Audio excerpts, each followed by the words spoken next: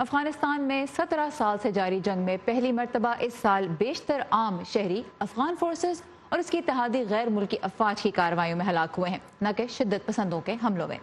افغانستان کے لیے اقوام متحدہ کے خصوصی امدادی مشن کی رپورٹ کے مطابق سال کے پہلے 3 ماہ میں لڑائی کے باعث 581 عام شہری ہلاک ہوئے اور 1200 کے قریب افراد زخمی بھی ہوئے۔ اگرچہ پچھلے سال اس عرصے کے مقابلے میں متاثرین کی تعداد میں 25% کمی آئی ہے، اس مرتبہ رپورٹ کے مطابق 305 عام شہری امریکہ اور افغان فورسز کے مشترکہ آپریشنز میں ہلاک ہوئے۔ یہ کل شہری ہلاکتوں کا تقریباً 53% ہے۔ ان میں اکثریت امریکی فورسز کے فضائی حملوں کے نتیجے میں ہلاک ہوئی اور اس کے علاوہ سرچ آپریشنز بھی ایک بہت بڑی وجہ بنے۔ سال کے پہلے 3 ماہ میں 39% ہلاکتوں کی ذمہ داری انتہا پسندوں پہ عائد کی گئی، جن سے مراد طالبان، داعش اور دیگر حکومت مخالف گروہ ہیں۔ شدت پسندوں کے حملوں میں ہم نے دیکھا کہ 227 عام شہری ہلاک ہوئے۔ باقی 8% ہلاکتوں کے لیے اقوام متحدہ کے ادارے نے فی الحال ذمہ داران کو واضح نہیں کیا۔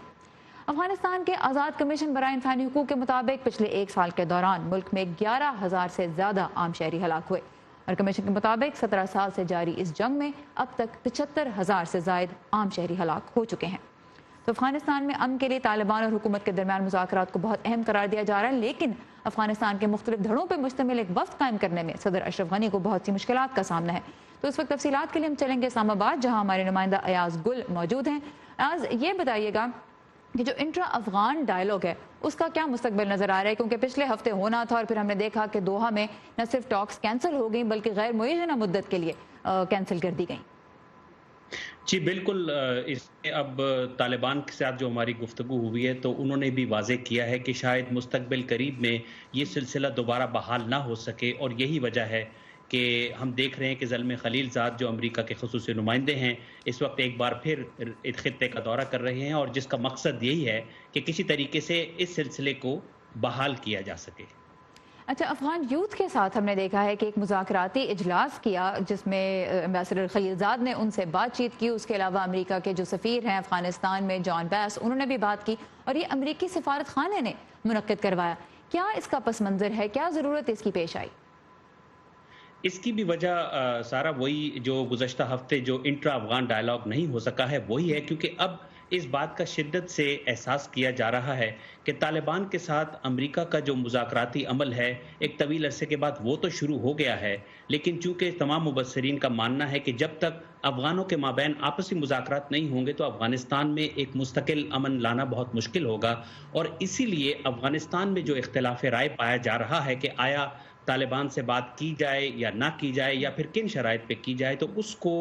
حل کرنے کے لیے یہ ایک نیا سلسلہ امریکہ نے شروع کیا ہے کہ جو افغانستان کی نوجوان نسل ہے ان کے جو نمائندے ہیں ان کو اکٹھا کر کے بٹھا کے ان پہ یہ واضح کیا جائے کہ چاہے وہ طالبان کو پسند کریں یا نہ کریں، لیکن جب تک ان کے ساتھ بیٹھ کر وہ اپنے اختلافات کو دور نہیں کریں گے تو بہت مشکل ہوگا ایک طویل المدتی امن کا قیام افغانستان میں۔ تو یعنی یہ امریکہ کی جانب سے افغان یوتھ کو ایک طرح سے کانفیڈنس میں لینے کی کوشش تھی، کیونکہ ہم دیکھ رہے ہیں کہ جو افغان عہدیدار ہیں سٹارٹنگ فرام صدر اشرف غنی اور دیگر ان کی جو کہہ لیجیے اہم عہدیدار ہیں، وہ تو امریکہ کی کوششوں پہ کافی تنقید کر رہے ہیں، اور ان کی سب سے بڑی شکایت یہی ہے کہ افغان حکومت سائیڈ لائن ہوئی ہوئی ہے اور امریکہ خود طالبان سے ڈائریکٹ بات چیت کر رہا ہے۔ جی، ان کی شکایت سے قطع نظر اب یہ بات زیادہ مبصرین کر رہے ہیں کہ اس وقت جو افغانستان کی حکومت ہے وہ اندرونی طور پر بھی ایک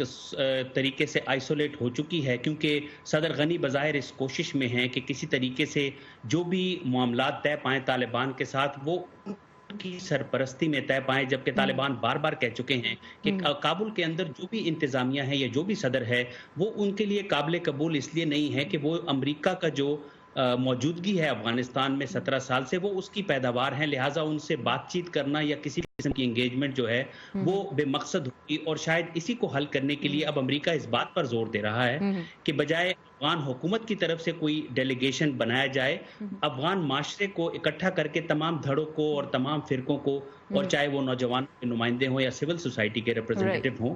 کا ایک مشترکہ ڈیلیگیشن بنا کے اور اسے کسی طریقے سے طالبان کے ساتھ مذاکرات پر راضی کیا جا سکے۔ اور ہم نے یہ بھی دیکھا کہ اس ہفتے افغانستان کی سپریم کورٹ نے یہ کہا کہ صدر اشرف غنی کی جو ٹرم ہے وہ مئی سے ایکسٹینڈ کر کے ستمبر تک کر دی گئی ہے، جب اگلے صدارتی انتخابات کی توقع ہے۔ تو جس طرح ایاز گل نے پوائنٹ آؤٹ کیا کہ صدر غنی کی کوشش یہ ہے کہ کسی قسم کا بھی جو تصفیہ ہوتا ہے وہ ان کی حکومت کے دور میں ہو۔ ایاز گل ہمارے ساتھ اسلام آباد سے، thank you very much for this update. Thank you.